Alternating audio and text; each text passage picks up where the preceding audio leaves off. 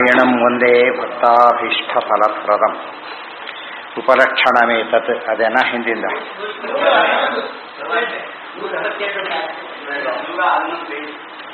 ಉಪಲಕ್ಷಣಮೇತತ್ ಅದಾಗಿತ್ತಾ?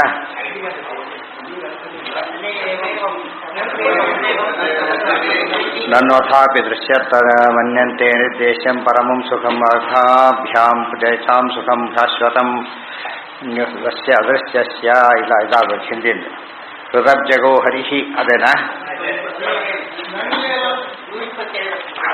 ಅದು ಪ್ಯಾರ ಹೆಚ್ಚು ಕಡಿಮೆ ಆಗಬೇಕು. ನನು ಏವಂ ಕಿಂ ತದತ್ರ ವಿದ್ಯತೆ ಇತಿ ಪ್ರಶ್ನಶ್ಚ ಬ್ರಹ್ಮ ವಿದ್ಯತೆ ಇತಿ ಪರಿಹಾರಂ ವಿನಾ ಯಾವಾನ್ ಮಾ ಇತ್ಯಾದೇರನನ್ವಯಃ ಇತ್ಯತೋ ಅಪಿ ಹೃದಬ್ಜಗಃ ಇತಿ. ಮತ್ತೊಂದು ಪ್ರಶ್ನೆ ಕೇಳಿದ. ನನು ಏವಂ ಕಿಂ ತದತ್ರ ವಿದ್ಯತೆ, ಅಲ್ಲೇನು ಇದೆ ಅಂತ ಪ್ರಶ್ನೆ ಬಂದರೆ ಇತಿ ಪ್ರಶ್ನಶ್ಚ ಬ್ರಹ್ಮ ವಿದ್ಯತೆ ಇತಿ ಪರಿಹಾರಂ ವಿನಾ, ಅಲ್ಲಿ ಬ್ರಹ್ಮ ವಿದ್ಯತೆ ಅಂತ ಹೇಳಲಿಲ್ಲ.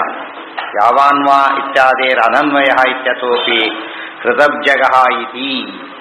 ನಿಮ್ಮ ಪ್ರಕಾರ ಅಲ್ಲಿರೋ ಬ್ರಹ್ಮ ಅಂತ ಹೇಳ್ತೀರಿ, ಬ್ರಹ್ಮ ಅಂತ ಹೇಳಲಿಲ್ಲ. ಅಲ್ಲಿ ಯಾವಾನ್ವಾ ಆಕಾಶ ಅಂತ ಶುರು ಮಾಡಿದ್ದಾರಾದ್ರಿಂದ ಅಲ್ಲಿ ಬಂದಿರೋದು ವಿಷ್ಣುವಲ್ಲ ಅಂತ ಹೇಳಿದರೆ ಹೇಳ್ತಾರೆ. ಅದಕ್ಕೂ ಇದೇ ಉತ್ತರ, ಹೃದಬ್ಜಗಃ ಇತಿ.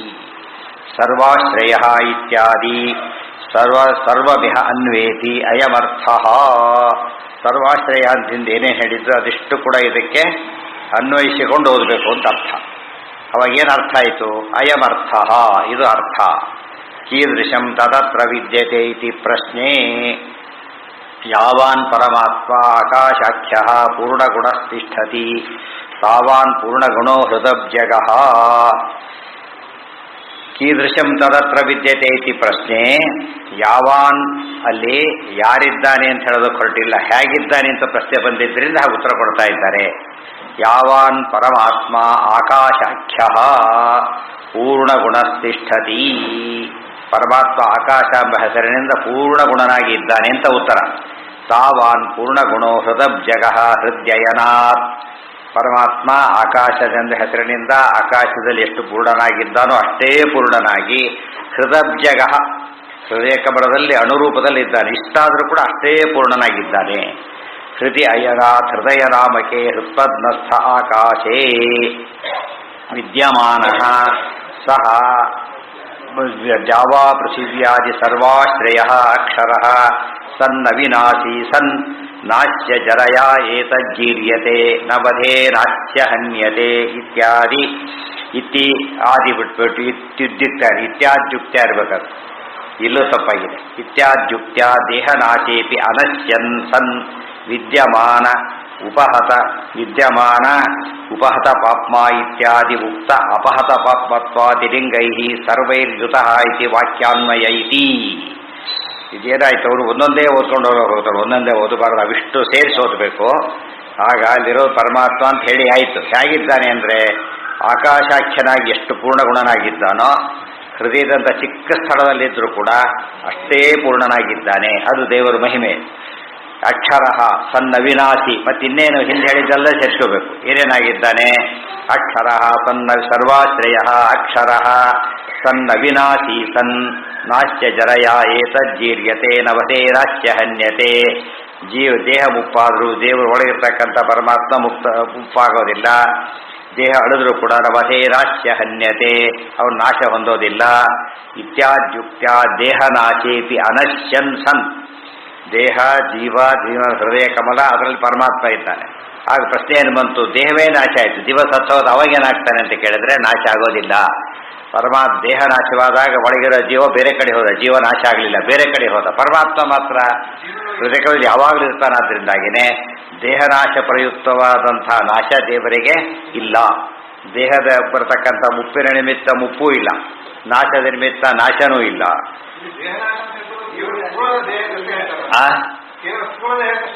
ಸ್ಥೂಲ ದೇಹಕ್ಕೇನೆ, ಸ್ವರೂಪ ದೇಹ ನಾಶ ಪ್ರಶ್ನೆನೇ ಬಂದಿಲ್ಲ, ಆದ್ದರಿಂದ ಅದಿಲ್ಲೇ ಇಲ್ಲ. ದೇಹ ನಾಶೇಪಿ, ಪರಮಾತ್ಮನೇ ಮುಪ್ಪಿಲ್ಲ. Very important. ಕರೆಂಟಾಗಿ ತುಂಬ ದಿವಸ ಆಗಿದೆ, ಶಾಕ್ ಹೊಡಿಲಿಕ್ಕಿಲ್ಲ ಅಂತ ಕೈ ಇಟ್ಟರೆ ತುಂಬ ಎಷ್ಟೋ ವರ್ಷ ಆಗಿರುತ್ತಾಗಲೇ ಇನ್ನೇನು ಪರವಾಗಿಲ್ಲ ಅಂತ ಏನಾಗುತ್ತದ ಅಷ್ಟೇ ಹೊಡಿತು. ಏನಾದರೂ ಚೇಂಜ್ ಆಗಿದೆಯಾ? ಏನೇನೇ ಇಲ್ಲ. ಆದ್ದರಿಂದ ದೇವರು ತೋರಿಸ್ತಾರೆ, ನಮ್ಮಲ್ಲೇ ಎಕ್ಸಾಂಪಲ್ ಇರ್ತಾರೆ, ತೋರಿಸ್ತಾ ಹೋಗ್ತಾರೆ. ಗೊತ್ತಾಯ್ತು? ಹಾವು ಆ ಕಾಲಕ್ಕೆ ಕಡಿತಿದ್ದು, ಈಗೇನು ಪರವಾಗಿಲ್ಲ ಅಂತ ಬಿಟ್ಟಿದ್ರೆ ಈಗಲೂ ಹಾವೇ ಕರೆಂಟೇ, ನದಿನೇ, ಸಮುದ್ರನೇ. ದೇವರೇ ಎಲ್ಲ ಅವಯವೇ ಆಗಿರ್ಬೇಕಾದ್ರೆ ದೇವರಾಗಿ ಬೇರೆ ಆಗ್ತಾನೆ. ಸೊ ದೇವರೇ ಆಗಿದ್ದಾನೆ, ಅದೇ ರೀತಿ ಇದ್ದಾನೆ, ಯಾವ ವ್ಯತ್ಯಾಸನೂ ಇಲ್ಲದೆ ಅವಿನಾಶಿ ಅಜರಹ ಎಲ್ಲ ಆಗಿದ್ದಾನೆ. ಮತ್ತು ಏನೇನು ಬೇಕು ಯಾವುದಕ್ಕೆ? ಸನ್ ವಿದ್ಯಮಾನ ಉಪಹತ ಪಾಪ್ಮ ಇತ್ಯಾದಿ ಉಕ್ತ ಅಪಹತ ಪಾಪ್ಮತ್ವಾದಿ ಲಿಂಗೈ ಸರ್ವೈರ್ಯುತ ಇತಿ ವಾಕ್ಯಾನ್ವಯ. ಅಪಹತ ಪಾಪ್ಮ ಇತ್ಯಾದಿ ಏನೇನು ಲಕ್ಷಣ ಬೇಕು ಅದಿಷ್ಟು ಕೂಡ ಒಂದೇ ಪರಮಾತ್ಮ ಇದ್ದಾನೆ. ಮುಂದೆ ಸರ್ವಾಶ್ರಯೋ ಹೃದಬ್ಜಗೋ ಹರಿರಿತಿ ಉಕ್ತೌ ಚ ತಸ್ಯ ಅಂತಃ ಇತಿ ವಾಕ್ಯೆ ಸುಷಿರೆ ಸರ್ವಾಧಾರತ್ವೋಕ್ತಿರಪಿ ಮಂದಿರೆ ಮಣಿಮಾಲಾ ಇತಿವತ್ ಸುಷಿರಸ್ಥ ಹರ್ಯಪೇಕ್ಷೆಯ ಸಮಾಹಿತ. ಸರ್ವಾಶ್ರಯೋ ಹೃದಬ್ಜಗೋ ಹರಿರಿತಿ ಉಕ್ತ್ಯುಕ್ತೌ. ಪರಮಾತ್ಮರ ಬಗ್ಗೆ ಏನು ಹೇಳ್ತಾನೀಗ? ಇನ್ನೊಂದು ಪ್ರಶ್ನೆ ಇದೆ. ತಸ್ಯಾಂತೆ ಸುಷಿರಂ ಸೂಕ್ಷ್ಮಂ ಪೂರ್ತಿವಾಕ್ಯ. ತಸ್ಮಿನ್ ಸರ್ವಂ ಪ್ರತಿಷ್ಠಿತಂ ಸುಷಿರಶ್ರುತಿ ಅಂತಿದೆ. ಅಲ್ಲೂ ಕೂಡ ಏನು ಹೇಳ್ತಾರೆ? ಚಿಕ್ಕ ಜಾಗದಲ್ಲಿ ಪರಮಾತ್ಮ ಇದ್ದಾನೆ. ಹೃದಬ್ಜಗೋ ಹರಿರಿತ್ಯುಕ್ತೌ ಚ ತಸ್ಯ ಅಂತೆ ಅಂತಃ ಇತಿ ವಾಕ್ಯೇ ತಸ್ಯಾಂತೆ ಸುಷಿರಂ ಸೂಕ್ಷ್ಮಂ ಅಂತ ಅತ್ಯಂತ ಸೂಕ್ಷ್ಮವಾದ ಸ್ಥಳ. ಸರ್ವಾಧಾರತ್ವೋಕ್ತಿರಪಿ ಮಂದಿರೆ ಮಣಿಮಾಲಾ ಇತಿವತ್ ಸುಷಿರಸ್ಥ ಹರ್ಯಪೇಕ್ಷೆಯ ಸಮಾಹಿತ. ಅಲ್ಲಿ ಸೂಕ್ಷ್ಮವಾದ ಸುಷಿರ ಇದೆ. ತಸ್ಮಿನ್ ಸರ್ವಂ ಪ್ರತಿಷ್ಠಿತಂ, ಅಲ್ಲಿ ಎಲ್ಲ ವಿಧವಾದಂತಹ ಪದಾರ್ಥವು ಕೂಡ ಅವನನ್ನು ಆಧರಿಸಿ ಇದೆ ಅಂತ ಹೇಳಿದರೆ, ಅಲ್ಲೂ ಕೂಡ ಮಂದಿರೇ ಮಣಿಮಾಲಾ ಇತಿವತ್, ಮಂದಿರದಲ್ಲಿ ಮಣಿಮಾಲೆ ಇದೆ ಅಂತ ಹೇಳಿದರೆ ಏನರ್ಥ? ಮಣಿನೇ ಮಣಿಮಾಲನೇ, ಮಂದಿರ ಬೇರೆನೇ. ಆ ರೀತಿಯಲ್ಲಿ ಮಣಿಯ ಮಣಿ ವ್ಯಾಲ್ಯೂನೇ. ಆ ರೀತಿ ಅರ್ಥ ಮಾಡ್ಕೋಬೇಕೆ ಹೊರತು ಸ್ವಲ್ಪ ಸ್ಥಳ ದಹರಾಕಾಶ ಬಂದಾಗ ಹೇಗೋ ಇಲ್ಲೂ ಕೂಡ ಹಾಗೇನೆ ಅಂತ ಹೇಳಿ ತಿಳಿಸಿದೆ. ಅಲ್ಪಸ್ಥಾನತ್ವಂಚ ಖವತ್ ಸರ್ವಗಃ ಇತ್ಯತ್ರ ಸಮಾಹಿತ ಮಿತಿ ಭಾವ. ಅಲ್ಪಸ್ಥಾನದಲ್ಲಿದ್ದಾಗ ಹೇಗೆ ಅಂದರೆ ಇನ್ನು ಉತ್ತರ ಕೊಟ್ಟಿದ್ದಾರೆ. ಖವತ್ ಅಂತ ಹೇಳಿದ್ದಾರೆ, ಆಕಾಶದಂತೆ ಅಂತ ದೃಷ್ಟಾಂತ ಕೊಟ್ಟಿದ್ದರಿಂದ ಯಾವುದೇ ವಿಕಾರ ಇಲ್ಲದೇನೆ ಒಳಗೂ ಹೊರಗೂ ಆಕಾಶ ಹೇಗಿರುತ್ತೋ ಹಾಗೆ ಪರಮಾತ್ಮ ಇದ್ದಾನೆ ಅಂತ ಹೇಳೋದಕ್ಕೆ ಖವತ್. ಖ ಆಕಾಶ, ಕಹ ಆಕಾಶ ಎಂಬುದು ಎಲ್ಲಿ ಗೊತ್ತಿದೆ ನಮಗೆ? ಖಗ. ಖಗ ಅಂದ್ರೆ ಏನು? ಪಕ್ಷಿ. ಅದಕ್ಕೆ ಖೇ ಗಚ್ಚತಿ ಇತಿ ಖಗ, ಆಕಾಶದಲ್ಲಿ ಓಡಾಡೋದ್ರಿಂದ. ಖ ಅಂದ್ರೆ ಆಕಾಶ.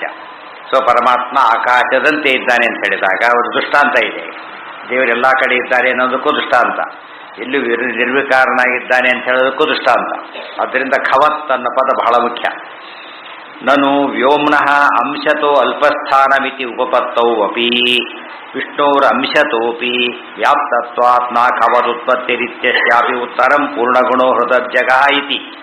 ಅದರಲ್ಲೇ ಒಂದು ಪ್ರಶ್ನೆ ತೆಗೆದ. ಕೊಟ್ಟ ದೃಷ್ಟಾಂತ ಕೊಟ್ಟರೆ ಅದಕ್ಕೊಂದು ಪ್ರಶ್ನೆ ತೆಗೆದ. ಏನು? ನನು ವ್ಯೋಮ್ನಃ ಅಂಶತೋ ಅಲ್ಪಸ್ಥಾನಮಿತಿ ಉಪಪತ್ತೌ ಅಪಿ. ಆಕಾಶ ವ್ಯಾಪ್ತ, ಆದರೆ ಅಂಶತಃ ಚಿಕ್ಕದು, ಅದು ಸಮಸ್ಯೆ ಇಲ್ಲ. ನಿಮ್ಮ ದೇವರು ಹಾಗಲ್ವಲ್ಲ. ವಿಷ್ಣುವರ ಅಂಶತೋಪಿ ವ್ಯಾಪ್ತತ್ವ, ಅವರ ಅಂಶಗಳು ವ್ಯಾಪ್ತ ಅಂತ ಹೇಳ್ತೀರಲ್ಲ ನೀವು. ಆದ್ದರಿಂದ ಖವದುತ್ಪತ್ತಿ ರೀತಿ ನ ಖವದುತ್ಪತ್ತಿ, ಆಕಾಶದಂತೆ ಯುಕ್ತಿ ಅಂತ ಹೇಳಬಾರ್ದು. ಖವತ್ ಉಪಪತ್ತಿ ಹೇಳೋದಕ್ಕೆ ಬರೋದಿಲ್ಲ ಅಂತ ಹೇಳಿದ. ಅಂದರೆ ನಾವು ಹೇಳಿದ ಮಹಿಮೇನ ಚಿಕ್ಕದು ಮಾಡೋಕೊಳ್ಳ. ದೇವರು ವ್ಯಾಪ್ತ, ಆಕಾಶ ಅಣು ಇದೆ, ವ್ಯಾಪ್ತ ಇದೆ. ಅಣುವಾದದ್ದು ವ್ಯಾಪ್ತ ಅಲ್ಲ, ವ್ಯಾಪ್ತ ಆದದ್ದು ಅಣು ಅಲ್ಲ. ನಿಮ್ಮ ವಿಷ್ಣು ಹಾಗಲ್ವಲ್ಲ. ಅಣುವಾಗಿದ್ರೆ ಏನಾಗಿದ್ದಾನೋ ಅವನು?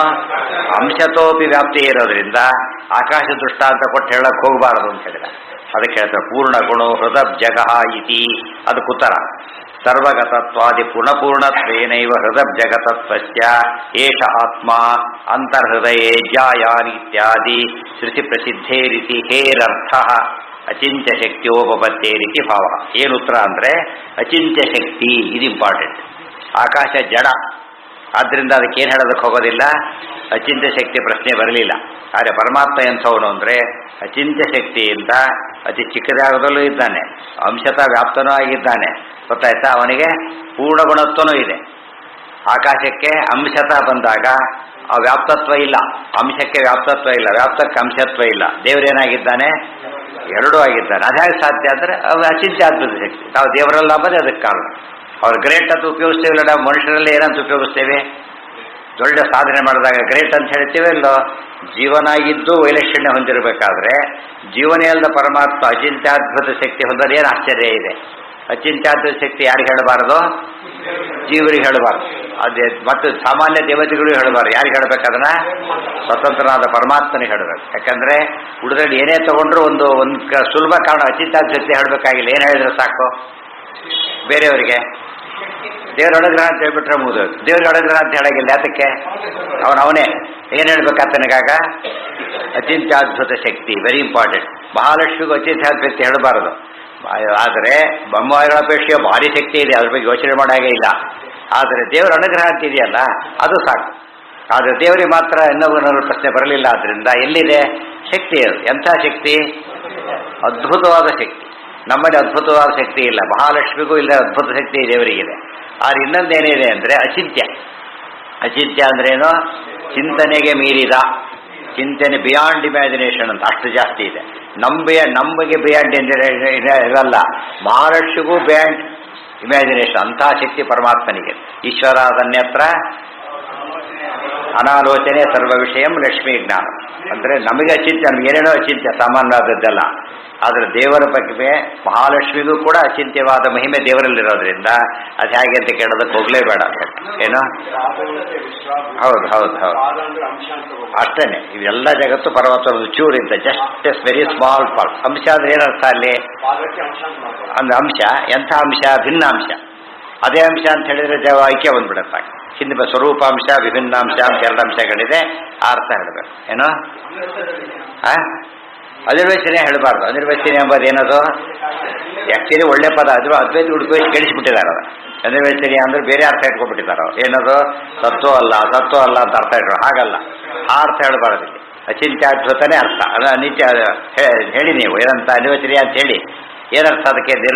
ನಿರ್ವಕ್ತುಂ ನ ಶಕ್ಯಂ ಅಂದರೆ ನಮಗೆ ಬಿಡಿಸಿ ಹೇಳೋದಕ್ಕೆ ಬರೋದಿಲ್ಲ ಅಂತ ಅರ್ಥ. ಅದು ಸರಿಯಾದ, ಗೊತ್ತಾಯ್ತಾ? ಆದರೆ ಈ ಅದ್ವೈತಗಳ ಅರ್ಥ ಹೇಳೋದಷ್ಟೇನು ಹೇಳಬಾರದಷ್ಟೆ.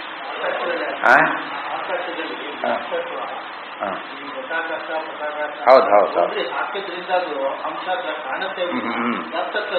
ಯಾರು ವ್ಯಾಪ್ತತ್ವ ಇದೆ, ಬಟ್ ಅಂಶ ವ್ಯಾಪ್ತನೋ ಅಂತ ಕೇಳಿದ್ರೆ ಹೇಳಬೇಕು ಅಲ್ಲ. ಆಗ ಆಕಾಶದಲ್ಲಿ ಏನೇ ಇದ್ರು ಅಂಶಗಳು ಇಲ್ಲದೆ ಹೋಗಿದ್ರೆ ಈಗೆಲ್ಲ ಮಾಡಕ್ಕೆ ಬರ್ತಿದ್ದಿಲ್ಲ. ಅಂಶನೂ ಇದೆ ಆಕಾಶಕ್ಕೆ.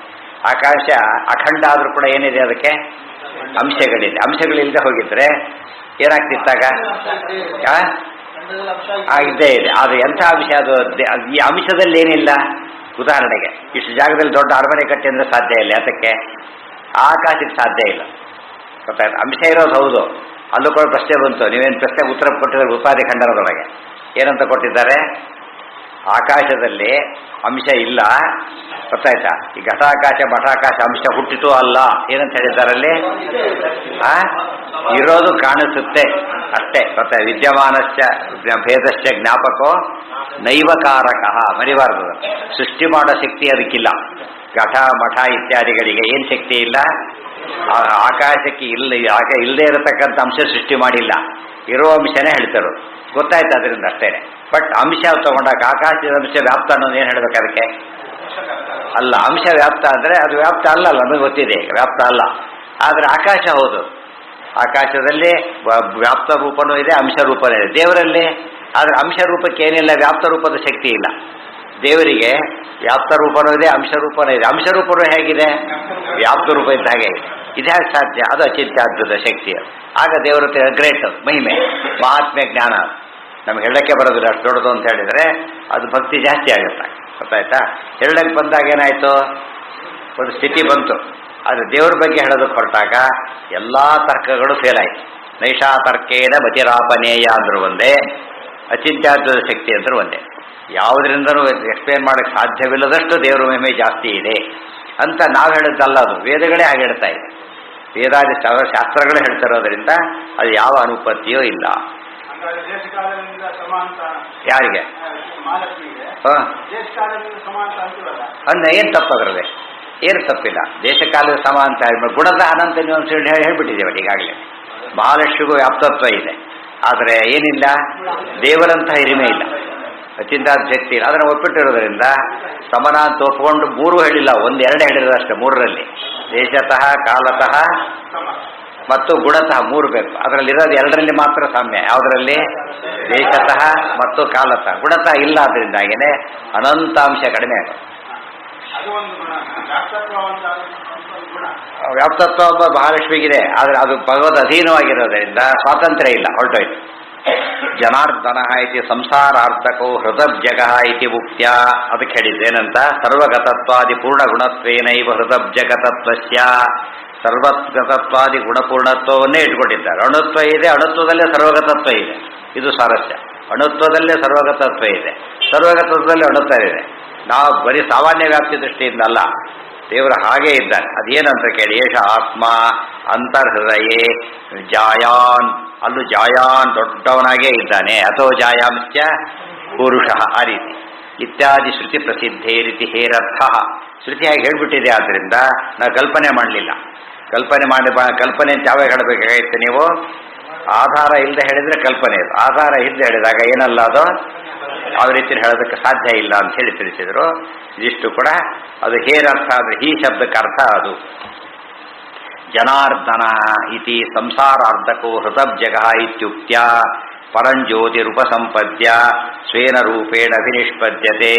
ಏಷ ಆತ್ಮ ಇತ್ಯೇತಚ್ಛಬ್ದೇನ ಜೀವಂ ಪರಾಮೃಶ್ಯ ಹೃತ್ಪತ್ತಸ್ಥತೆಯ ಪ್ರಾಗುಕ್ತ ಆತ್ಮತ್ವವಿಧಾನಾತ್ ಸರ್ವಾಶ್ರಯೋ ಹೃದಬ್ಜಗೋ ಜೀವ ಇತಿ ನಿರಸ್ತಂ. ಇಲ್ಲೇನು ಹೇಳಿದರು? ಜನಾರ್ದನ ಅನ್ನೋ ಪದ ಇಟ್ಟು ಇದು ಸಂಸಾರಾರ್ಥಕೋ ಹೃದಬ್ಜಗ, ಸಂಸಾರವನ್ನು ಪರಿಹಾರ ಮಾಡುವವನಾಗಿ ಹೃದಯ ಕಮಲದಲ್ಲಿ ಇದ್ದಾನೆ.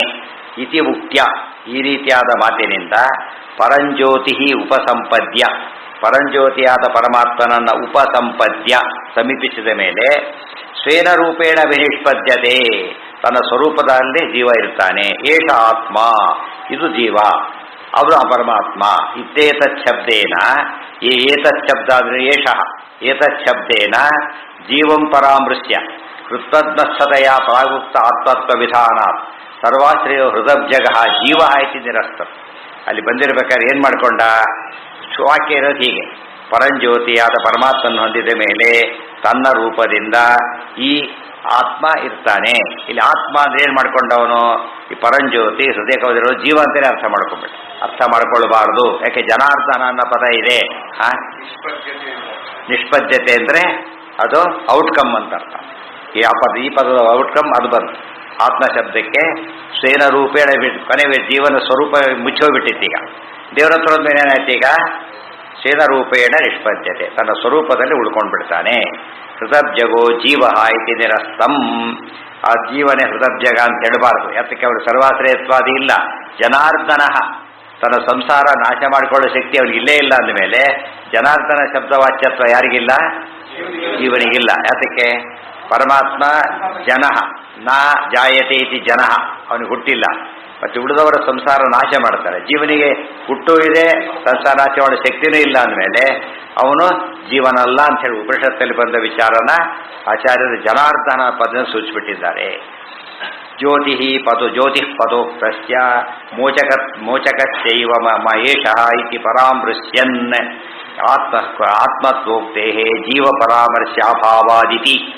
ಏಷ ಆತ್ಮ, ಏಷ ಆತ್ಮ ಪ್ರಣವನದು. ಏಷ ಅಂತ ಪ್ರಣವನ್ ಅಂತ ಹೇಳಿದರೆ ಅವನೇನು ಮಾಡ್ಕೊಂಡ? ಜೀವನ ಪ್ರಣವನ್ ಮಾಡ್ಕೊಳಕ್ಕೆ ಹೋದ. ಮಾಡಬಾರ್ದು. ದೇವರಿಗೆ ಹೇಳಿದ ಮಹಿಮೆ ಇದು, ಗೊತ್ತಾಯ್ತಾ? ಜೀವ ಪರಂಜ್ಯೋತಿ ರೂಪ ಸಂಪದ್ಯ, ಪರಂಜ್ಯೋತಿಯಾದ ಪರಮಾತ್ಮನ ಹತ್ರ ಹೋದ ಮೇಲೆ ತನ್ನ ಉಳ್ಕೊಂಡ್ಬಿಡ್ತಾನೆ. ಈ ರೀತಿ ಮಾಡೋ ಶಕ್ತಿ ಇದೆಯಲ್ಲ, ಏಷ ಆತ್ಮ, ಅವನು ಪರಮಾತ್ಮ. ಅಲ್ಲಿಗೆ ಅನ್ವಯ ಮಾಡಬೇಕು. ಏಷ ಆತ್ಮ ಅಂತ ಅರ್ಥ ಅವರೇ ಹೇಳ್ತಾರೆ. ಆತ್ಮ ಇವನೇ ಆತ್ಮ, ಸೊ ಜೀವಾತ್ಮೈಕ್ಯ ಅಂತ ಅರ್ಥ ಮಾಡಕ್ಕೆ ಹೋಗ್ತಾರೆ. ಮಾಡಕ್ಕೆ ಬರೋದಿಲ್ಲ. ಯಾಕೆ? ಜನಾರ್ದನ ಶಬ್ದದಲ್ಲಿ ಸಂಸಾರ ನಾಶ ಮಾಡ್ತಕ್ಕಂಥ ಸಾಮರ್ಥ್ಯ ಇರೋಣ ಅಂತ ಹೇಳ್ತಾರೆ. ಜೀವ ದೇವರ ಹತ್ರ ಹೋದ್ಮೇಲೆ ಸಂಸಾರ ಕಳ್ಕೊತಾನೆ ಅಂದಮೇಲೆ, ಸಂಸಾರ ಕಳ್ಕೊಂಡಿದ್ದ ಯಾತ್ರೆಯಿಂದ ದೇವರ ಹತ್ರ ಹೋಗಿದ್ದಕ್ಕೆ. ಸೊ ಸಂಸಾರ ಕಳೆದಿದ್ದ್ಯಾರೋ? ದೇವರು. ಅಂದಮೇಲೆ ಕಳ್ಕೊಂಡವನು ಕಳೆಯೋನು ಇಬ್ಬರು ಒಂದಾಗ್ಲಿಕ್ಕೆ ಸಾಧ್ಯನಾ? ಕರ್ತೃ ಕರ್ಮ ವಿರೋಧ, ಗೊತ್ತಾಯ್ತಾ? ಅದು ಸರಿಯಲ್ಲ. ಅದನ್ನೆಲ್ಲ ತೋರ್ಸಕ್ಕೆ ಆಚಾರ್ಯ ಒಂದು ಪದ ಇಟ್ಟರು, ಜನಾರ್ದನ. ಆ ಪದ ಎಷ್ಟು ಕೆಲಸ ಮಾಡ್ತಾ ಇದೆ, ಹಿಂದೂ ಮುಂದೆ ಎಲ್ಲ ಕಡೆ ಶೇಶ್ವತ ಹೋದಂತೆ ಜೀವೇಶ್ವರ ವೈಲಕ್ಷಣ್ಯನ ತೋರಿಸ್ತಕ್ಕಂಥ ಪದ. ಜ್ಯೋತಿ ಪದೋಕ್ತಸ್ಯ ಮೋಚಕತ್ವಶ್ಚೈವ ಏಷ ಇತಿ ಪರಾಮೃಶ್ಯ ಆತ್ಮತ್ವೋಕ್ತೆ ಜೀವ ಪರಾಮರ್ಶ್ಯಾಭಾವಾದಿತಿ. ಪರಂಜ್ಯೋತಿರುಪಸಂಪದ್ಯ ಜ್ಯೋತಿ ಪದೋಕ್ತಸ್ಯ ಮೋಚಕಶ್ಚೈವ ಏಷ ಇತಿ ಪರಾಮೃಶ್ಯ ಆತ್ಮತ್ವೋಕ್ತೆ. ಇದು ಇವನು ಪರಮಾತ್ಮ ಅಂತ ಜೀವನಿಗೆ ಪರಾಮರ್ಶೆ ಅಲ್ಲ. ಯಾರಿಗೆ ಪರಾಮರ್ಶೆ? ಪರಾಮರ್ಶೆ ಅಂದ್ರೇನು? ರೆಫರೆನ್ಸ್ ಅಂತ. ಯಾರೇ ರೆಫರೆನ್ಸ್? ಏಷ ಅಂತ ಇವನು ಯಾರೇ ರೆಫರೆನ್ಸ್? ಅದು ಪ್ರಣವನು. ಹಿಂದೆ ಎರಡು ಬಂದ್ಬಿಟ್ಟಿದೆ. ಈಗ ಜೀವನು ಬಂದಿದ್ದಾನೆ, ದೇವರು ಬಂದಿದ್ದಾರೆ. ಯಾರು ಅಂತ ತಿಳ್ಕೊಬೇಕಲ್ಲ. ಈಗ ಏಷ ಆತ್ಮ, ಇವನು ದೇವರು. ಯಾರೋ ಯಾರ ಹತ್ರ ಹೋದ್ರೆ ಜೀವ ಮುಕ್ತನಾಗ್ತಾನಲ್ಲ ಅವನು ದೇವರು. ಅಲ್ಲಿ ತಗೋಬೇಕು ಪ್ರಣವನ್ನ, ಈ ಕಡೆ ತಗೋಬಾರದು ಜೀವನಿಗೆ. ಅವ್ರೇನ್ ಮಾಡ್ತಾರೆ, ಜೀವನಿಗೆ ತಗೊಂಡ್ಬಿಟ್ಟು ನೋಡಿದ್ರ ಅವನ ಆತ್ಮ ಇವನ ಆತ್ಮ ಆತ್ಮೈಕ್ಯ ಅಂತ ಹೇಳೋಕೆ ಹೋಗ್ತಾರೆ. ಅಲ್ಲ, ಅಜತ್ವವಾಚಿನ ಜನೇತ್ಯಂಶೇನ ದೇಹನಾಶೇ ಅಪಿ ಅನಶ್ಯನ್ನಿತಿ ಪ್ರಾಗುಕ್ತೋ ವಾಕ್ಯಾನ್ವಯ ಉಪಪಾದಿತ. ಹಿಂದೆ ಹೇಳಿದ್ದಾರೆ ಜನಾರ್ದನ ಶಬ್ದಕ್ಕೆ ನಜಾಯತೆ ಇತಿ ಜನಃ ಅಜಃ, ಅಜತ್ವವಾಚಿನ ಜನ ಇತಿ ಅಂಶೇನ, ಜನಾರ್ದನ ಪದದೊಳಗೆ ಜನ ಅನ್ನೋ ಪದಕ್ಕೆ ಅಜತ್ವ ಹುಟ್ಟಿಲ್ಲದಿರಬೇಕೆ ಅಂತ ಅರ್ಥ ಇಟ್ಟುಕೊಂಡು ದೇಹನಾಶೇಪಿ ಅನಶ್ಯನ್ನಿತಿ ಪ್ರಾಗುಕ್ತೋ ವಾಕ್ಯಾನ್ವಯ ಉಪಪಾದಿತ. ಹಿಂದೆ ಹೇಳಿದಂತೆ ಹೃದಯ ಕಮದಲ್ಲಿದ್ದರೂ ಕೂಡ ಜೀವನ ದೇಹ ಹೊರಗಿನ ದೇಹ ನಾಶವಾದಾಗಲೂ ಕೂಡ ಒಳಗಿರ್ತಕ್ಕಂಥ ಪರಮಾತ್ಮನ ನಾಶ ಇಲ್ಲ ಅಂತ ಹೇಳಿದ್ರಲ್ಲ, ಆ ಅರ್ಥನೂ ಬಂತು ಅಂತ ಹೇಳಿ ವಾಕ್ಯಾನ್ವಯ ಅಲ್ಲಿಗೆ ಅನ್ವಯ. ಹೃದಬ್ಜಗೋ ಹರಿಹಿ ಪೂರ್ಣಗುಣ ಇತ್ಯುಕ್ತೈವ ತದೇತತ್ ಸತ್ಯಂ ಬ್ರಹ್ಮಪುರಂ ಇತಿ ದೇಹವಾಚಿ ಪದ ಪ್ರಯೋಗಾದ ಆತ್ಮಾನ ವಿಷ್ಣುರಿತಿ ಪ್ರತ್ಯುಕ್ತಂ. ಬ್ರಹ್ಮೈವ ಪೂರ್ಣತ್ವಾತ್ ಪುರಮಿತಿ ಉಪಪತ್ತೇಃ ಏಕ ಇತ್ಯನೇಕ ಕೋಟಿಕ ಪೂರ್ವಪಕ್ಷ ನಿರಾಸಾಯ ಇತಿ. ಹೃದಬ್ಜಗೋ ಹರಿಹಿ ಪೂರ್ಣಗುಣ ಇತಿ ಉಕ್ತೈವ ಹೃದಬ್ಜಗೋ ಹರಿಹಿ ಪೂರ್ಣಗುಣ ಇತಿ ಉಕ್ತ್ಯಾ ಏವ, ಈ ಮಾತಿನಿಂದನೇ ತದೇತತ್ ಸತ್ಯಂ ಬ್ರಹ್ಮಪುರಂ, ಈ ಬ್ರಹ್ಮಪುರ ಸತ್ಯ ಅಂತ ಹೇಳಿದರು. ಇತಿ ದೇಹವಾಚಿ ಪದಪ್ರಯೋಗಾದಾತ್ಮ, ಇಲ್ಲಿ ಪುರ ಶಬ್ದಕ್ಕೆ ದೇಹ ಅಂತ ಅರ್ಥ. ದೇಹವಾಚಿ ಪದಪ್ರಯೋಗ ಬಂದಿರೋದ್ರಿಂದ ಆತ್ಮಾನ ವಿಷ್ಣು ರೀತಿ ಪ್ರತ್ಯುಕ್ತಂ. ಈ ಆತ್ಮ ವಿಷ್ಣುವಲ್ಲ ಅಂತ ನೀನು ಪ್ರಶ್ನೆ ಕೇಳಿದರೆ ಅದಕ್ಕೆ ಉತ್ತರ ಇದೆ, ಹಾಗಲ್ಲ. ಏನಂತ? ಬ್ರಹ್ಮೈವ ಪೂರ್ಣತ್ವಾತ್ ಪುರಮಿತಿ ಉಪಪತ್ತೇ. ದೇವ್ರ ಬಗ್ಗೆ ಹೇಳಬೇಕಾದ್ರೆ ಬ್ರಹ್ಮಪುರ ಅಂತ ಹೇಳಿದರೆ ಪರಮಾತ್ಮನೇ ಏನಾಗಿದ್ದಾನೆ? ಪೂರ್ಣ ಅಂತ ಅರ್ಥ. ಪರಮಾತ್ಮನೇ ಪೂರ್ಣ, ಈ ಅರ್ಥ ಅಲ್ಲ ಅದಕ್ಕೆ. ಆದ್ದರಿಂದ ದೋಷ ಬರಲೇ ಇಲ್ಲ. ಏಕ ಇತ್ಯನೇಕ ಕೋಟಿ ಪೂರ್ವಪಕ್ಷ ನಿರಾಸಾಯ. ಏಕ ವಾಚ್ಯ ಏಕೋ ಜನಾರ್ದನ ಅಂತ ಏಕ ಶಬ್ದ ಯಾತಕ್ಕಿಟ್ಟಿದ್ದಾರೆ ಅಂದರೆ ಅನೇಕ ಕೋಟಿಕ ಪೂರ್ವಪಕ್ಷ ನಿರಾಸಾಯ ಇತಿ, ಅನೇಕ ವಿಧವಾದ ಪೂರ್ವಪಕ್ಷಗಳಿಗೆಲ್ಲ ಅದೊಂದೇ ಉತ್ತರ ಅಂತ ಹೇಳೋದಕ್ಕೋಸ್ಕರ ಏಕಃ ಅಂತ ಹೇಳಿದರು. ನಾನು ಅಥಾಪಿ ದೃಶ್ಯತ್ವಾದ್ಯುಜ್ಯತೋ ವಿಷ್ಣು ರೀತಿ ಅಸಾಸು ಕಾಠಕೆ ತದೇತದಿತಿ ಮನ್ಯಂತೆ ಅನಿರ್ದೇಶ್ಯಂ ಪರಮಂ ಸುಖಂ ಕಥಂ ನ ತದ್ವಿಜಾನೀಯಾಂ ಕಿಮು ಭಾತಿ ನ ಭಾತಿ ವಾ ಇತಿ. ಪೂರ್ವೋತ್ತರಾಭ್ಯಾಂ ಅರ್ಧಾಭ್ಯಾಂ ತೇಷಾಂ ಸುಖಂ ಶಾಶ್ವತಂ, ಮುಂದೆ ನೇತರೇಷಾಂ ಅಂತ ಬರುತ್ತೆ. ಇತಿ ಪೂರ್ವ ಪ್ರಕೃತ ಜ್ಞಾನಿ ಸುಖ ಪರಾಮರ್ಶೇನ ತಸ್ಯ ಅದೃಶ್ಯತ್ವ ಅಜ್ಞೇಯತ್ವೋಕ್ತೇಃ ಇತ್ಯತಃ ಅಜ್ಞೇಯತ್ವಯೋರುಕ್ತೇಃ ಇತ್ಯತಃ ಪ್ರಾಪ್ತಂ ಅನುಕೃತೇಸ್ತಸ್ಯ ಚೇತಿ ಸೂತ್ರದ್ವಯಂ ತದರ್ಥಃ ಸೂರ್ಯಾದಿಭಾಸಕಃ ಇತಿ. ನನು ಅಥಾಪಿ ದೃಶ್ಯತ್ವಾದ್ಯುಜ್ಯಿತೋ ವಿಷ್ಣುರಿತಿ ಅಸಾಸು. ಏನು ಹೇಳಿದ್ರಿ? ದೃಶ್ಯತ್ವಾದಿಗಳನ್ನ ಹೊಂದದೇ ಇರುವವನು ಯಾರವನು ವಿಷ್ಣು ಅಂತ ಹೇಳಿದ್ರಿ. ಅದು ಸರಿಯಲ್ಲ, ಅಸಾಧು. ಸಾಧು ಅಂದರೆ ಸರಿ, ಅಸಾಧು ಅಂದರೆ ತಪ್ಪು, ಸರಿ ಅಲ್ಲ. ಯಾತಕ್ಕೆ? ಕಾಠಕೆ ತದೇತದಿತಿ ಮನ್ಯಂತೆ ಅನಿರ್ದೇಶ್ಯಂ ಪರಮಂ ಸುಖಂ ಕಥಂ ನ ತದ್ವಿಜಾನೀಯಾಂ ಕಿಮು ಭಾತಿ ನ ಭಾತಿ ವಾ ಇತಿ. ಕಾಠಕದೊಳಗೆ ಇತಿ, ಈ ಶ್ಲೋಕದೊಳಗೆ ಇತಿ ಪೂರ್ವೋತ್ತರಾಭ್ಯಾಂ ಅರ್ಧಾಭ್ಯಾಂ, ಪೂರ್ವೋತ್ತರ ಅಂದರೆ ಪೂರ್ವಾರ್ಥ ಅಂದರೆ ತದೇತದಿತಿ ಮನ್ಯಂತೆ ನಿರ್ದೇಶ್ಯಂ ಪರಮಂ ಸುಖಂ ಪೂರ್ವಾರ್ಥ. ಕಥನ್ನು ತದ್ವಿಜಾನೀಯಾಂ ಕಿಮು ಭಾತಿ ನ ಭಾತಿ ವಾ, ಇದು ಉತ್ತರಾರ್ಥ. ಎರಡೂ ಅರ್ಧಗಳಿಂದ ಮುಂದೆ ಹೇಳ್ತಾ ತೇಷಾಂ ಸುಖಂ ಶಾಶ್ವತಂ, ಅವರಿಗೆ ಶಾಶ್ವತವಾದ ಸುಖ ಇದೆ ಅಂತ ರೆಫರ್ ಮಾಡಿದ್ದಾರೆ. ಶಾಶ್ವತವಾದ ಸುಖವೇ ನಿರ್ದೇಶ್ಯವಾದ ಪರಮ ಸುಖ ಅಂತ ಹೇಳಿದ ಮೇಲೆ ಪೂರ್ವ ಪ್ರಕೃತ ಜ್ಞಾನಿ ಸುಖ ಪರಾಮರ್ಶೇನ, ಜ್ಞಾನಿಯ ಸುಖವೇ ಅಲ್ಟಿಮೇಟ್ ಅಂತ ಹೇಳಿದ್ದರಿಂದ ಅದೃಶ್ಯ ಅದು ವಿಷ್ಣುಂದಲ್ಲ, ವಿಷ್ಣು ಶಬ್ದ ವಿಷ್ಣು ರೆಫರೆನ್ಸ್ ಅಲ್ಲ ಅಂತ ಹೇಳಿ ಪ್ರಶ್ನೆ ಮಾಡ್ತಾರೆ. ಅದು ಉತ್ತರ ಕೊಡ್ತಾರೆ. ಅನುಕೃತೆ ತಸ್ಯ ಚೈತಿ ಸೂತ್ರದ್ವಯಂ ತದರ್ಥಃ ಸೂರ್ಯಾದಿಭಾಸಕಃ ಇತಿ. ಅದಕ್ಕೆ ಸೂತ್ರ, ಎರಡು ಸೂತ್ರ ಇದೆ. ಅನುಕೃತೆ ತಸ್ಯ ಚ ಇತಿ ಸೂತ್ರದ್ವಯಂ ತದರ್ಥಃ, ಆ ಸೂತ್ರ ಎರಡೂ ಸೂತ್ರದ ಅರ್ಥ ಬರ್ಲಿಕ್ಕೆ ಆಚಾರ್ಯ ಏನು ಮಾಡಿದ್ದಾರೆ? ಸೂರ್ಯಾದಿಭಾಸಕಃ ಅಂತ ಪದ ಇಟ್ಟು ಉಪಲಕ್ಷಣಮೇತತ್, ಆ ಪದನ ಇಟ್ಟರು ಅಂತ ಹೇಳಿದ್ದಷ್ಟೇ ಎಲ್ಲ ಕೂಡಿಸ್ತಾರೆ. ಹೇಗೆ ಎಂಬುದನ್ನು ಎಕ್ಸ್ಪ್ಲೇನ್ ಮಾಡ್ತಾ ಹೋಗ್ತಾರೆ. ಹಿಂದೂ ಮುಂದೆ ನೋಡಿ ಏನಿದೆ ಅಂತ ಹೇಳ್ತಾರೆ. ಉಪಲಕ್ಷಣಮೇತತ್ ನ ತತ್ರ ಸೂರ್ಯೋ ಭಾತಿ ಇತಿ ವಾಕ್ಯೋಕ್ತ ಸೂರ್ಯಾದಿ ಅಪ್ರಕಾಶ್ಯ. ಅಲ್ಲೇನಾಗಿದೆ? ಪರಮಂ ಸುಖಂ ಅಂತ ಹೇಳಿದರು. ಎಂಥ ಸುಖ? ಅನಿರ್ದೇಶ್ಯಂ, ಅನಿರ್ದೇಶ್ಯಂ ಅಂದ್ರೇನು? ಇನ್ಎಕ್ಸ್ಪ್ಲಿಕಬಲ್, ಎಕ್ಸ್ಪ್ಲೇನ್ ಮಾಡಲಿಕ್ಕೆ ಆಗೋದಿಲ್ಲ ಅಂಥ ಸುಖ ಜ್ಞಾನಿಗಳಿಗೆ ಹೇಳಿದ್ದರಿಂದ ಅದೃಶ್ಯತ್ವಾದಿ ಗುಣ ಯಾರಿಗೆ ಬಂತು? ಜ್ಞಾನಿ ಸುಖಕ್ಕೆ ಬಂತು. ಸೊ ಜ್ಞಾನಿ ಸುಖ ಅದೃಶ್ಯತ್ವಾದಿ ಗುಣ ಹೊಂದಿರದೆ ಹೊರತು ವಿಷ್ಣು ವಿಷಯ ಅಲ್ಲ ಅಂತ ಅವನು ವಾದ. ಏನು ಅನಿರ್ದೇಶ, ಅದು ಇದೇ ಅರ್ಥ. ಅನಿರ್ದೇಶವು ಪರಮಾತ್ಮನೇ ಹೊತ್ತಿದಲ್ಲ, ಇದಕ್ಕೆ ರೆಫರೆನ್ಸೇ ಅದು. ಅಂದರೆ ಅನಿರ್ದೇಶ್ಯ ವಪುಹು ಅಂದರೆ ಹೇಳಲಿಕ್ಕಾಗದಂತಹ ಅದೃಶ್ಯತ್ವನೇ ಅರ್ಥ. ಅದಕ್ಕೆ ಅದೃಶ್ಯತ್ವಾದಿ ಗುಣಕೋ ವಿಷ್ಣುರೇವ ಬ್ರಹ್ಮಸೂತ್ರಾರ್ಥ.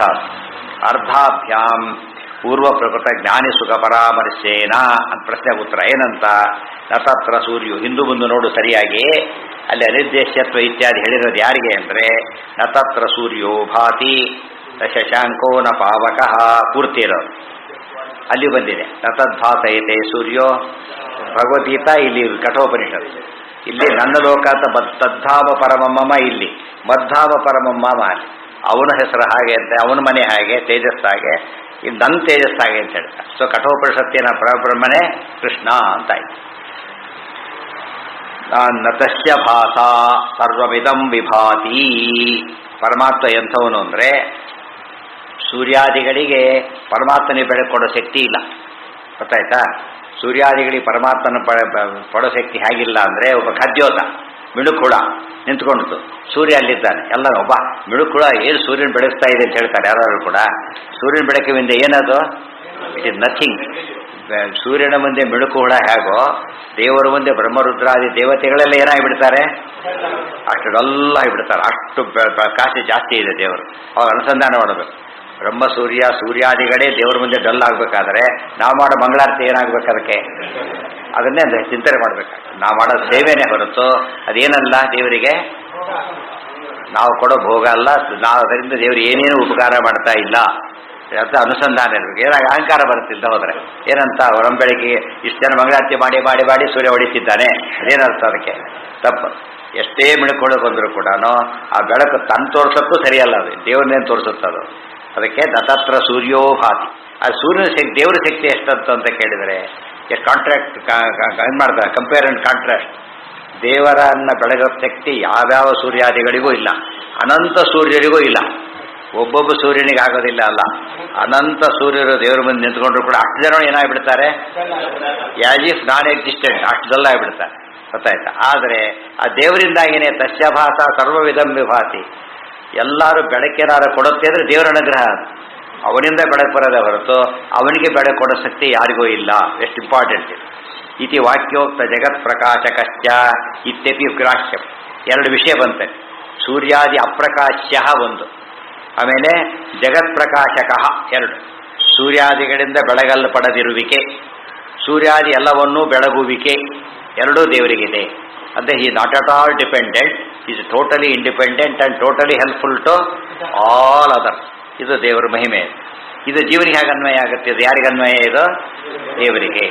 ಸೂರ್ಯಾದಿಗಳ ಜೀವರು, ಆದರೆ ದೇವರು ಸೂರ್ಯಾದಿಗಳಿಂದ ಭಿನ್ನ ಅಂದಮೇಲೆ ಜೀವ ಸುಖದ ಪ್ರಶ್ನೆ ಬಂದಿಲ್ಲ, ಅಲ್ಲಿ ಜ್ಞಾನಿ ಸುಖ ಬಂದಿಲ್ಲ. ಭಗವಂತನ ಸುಖದ ವಿಚಾರಣೆ ಮಾತಾಡಿದ್ದಾರೆ ಅಂಥೇಳಿ ಆ ಶ್ಲೋಕದ ರೆಫರೆನ್ಸನ್ನು ಕ್ಲಿಯರ್ ಮಾಡಿದರು.